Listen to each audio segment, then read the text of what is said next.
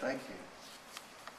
When the good people of Schreiner University asked me to give the Convocation address to you fine young folks standing on the precipice of the singularly most important time of your lives, my first thought was, why are they doing this at lunch?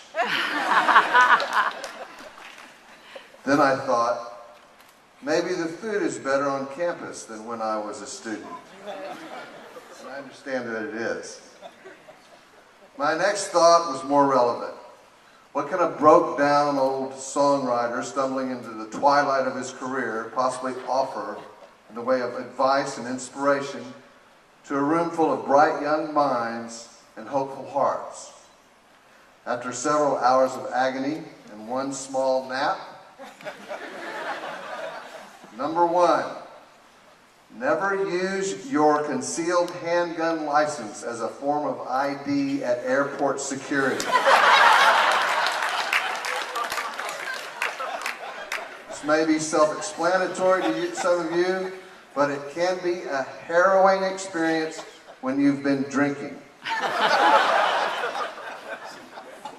Number two, you win more often playing scratch-off than playing lotto.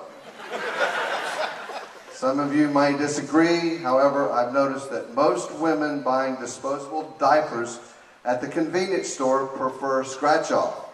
And who's more practical than a mom? Also, you don't have to wait to be a winner with a handful of scratch-off tickets. You can tell you're already a winner by the envious looks from the other patrons as you scurry away on your scooter. And lastly, and most importantly, Deep Space Nine is crap compared to Star Trek: The Next Generation.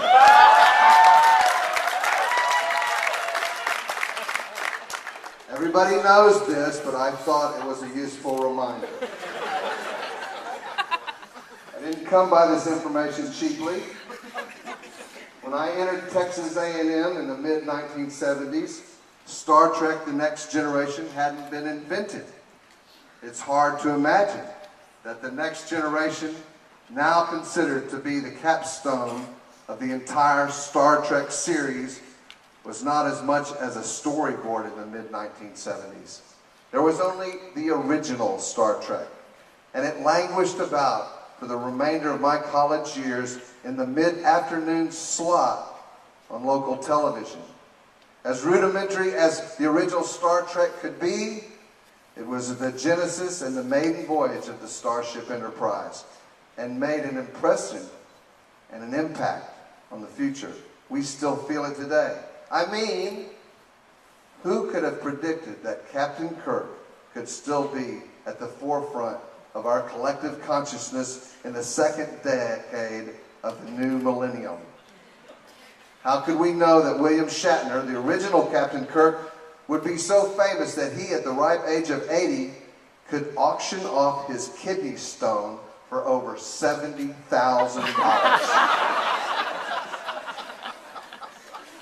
Talk about boldly going where no man has gone before. But that, my friends, is where we are today. Boldly going where no one has gone before. What lies ahead? Can we predict the future? Do we want to? Are you up to the challenge?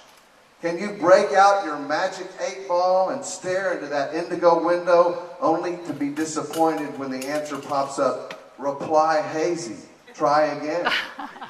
Or feel that mad rush of security when you see outlook good? Do you want to see your future? Do you? Yes. Yes, you do is the answer. Because the future and your future are inexorably connected, like math and science, like Watson and Crick, like Kirk and Spock, like rice and beans. We'll explore this later, but first let's look to my history just to see how we can predict your future. I was born January 11th, 1956. That's 1 1/1/1956. I'm 55 years old, and that means on my birthday, in this, the year of our Lord 2011, at 11:11 and 11 seconds, my numerology had more ones in it than Neo of the Matrix. I grew up in Houston, Texas, and until I was a teenager, thought everyone celebrated Christmas shooting Roman candles from the back of a riding lawnmower. My family was neither rich nor poor, so my dad bought me an adult ticket to the movies when I turned 12, but my sister got a child's ticket until she grew breasts in the 8th grade. I went to public high school, and because I skipped class every time we were scheduled to take yearbook pictures, I'm never invited to class reunions. All that being said, my formative years were nestled smack dab between the turbulent quasi-revolutionary times of the late 60s and the me first, meet you at the disco era of the new wave 80s. How did I connect the poles? I did what any enthusiastic, ready to set the world on fire young person would do. I learned to play the guitar. And I started singing folk songs. And that was only the beginning. I enrolled in college. And like you, delighted in the possibility of absolutely no parental supervision, coupled with the inevitability of having my friends hang out as long as music was being played and memories were made. I always had a flair for writing, so it was an easy leap from writing poems and short stories to writing songs. I played in bands, wrote songs, and upon graduation promptly moved to Austin, got a job, started performing at every coffee house, cafe, hot dog stand, beer joint, pool hall, pool party, street corner, street party, political rally, craft fair. Just point the way and I'll be there. Well, you get the picture. There was no place too weird or scary or out of the way that I wouldn't perform. Was I looking to the future? Not in the least. I wasn't aware of the present. I loved folk music from the 60s, rock music from the 50s, blues music of the 1940s, and country music of the 1930s. I was going backwards at warp speed and oblivious of the time in which I lived. When MTV was created, I didn't have a TV. When the most famous pop duo in history, Hall & Oates, were singing, "She's a Man-Eater," I was singing, "She's my curly-headed baby." And when Star Trek: The Next Generation was beginning to explore strange new worlds and seek out new life and new civilization, I was picking and grinning from the back of a pickup truck in the middle of a rodeo arena at the Jim Hogg County Fairgrounds. In a time and a culture obsessed with new, and more, I was driving a 30-year-old car held together with baling wire, and my life savings were in my front pocket. I was blissfully ignorant of the advances that were being made in technology, medicine, and professional wrestling. But I learned how to make and sell my own records, and before I knew it, I was my own boss with a career in music, making hundreds of dollars a year.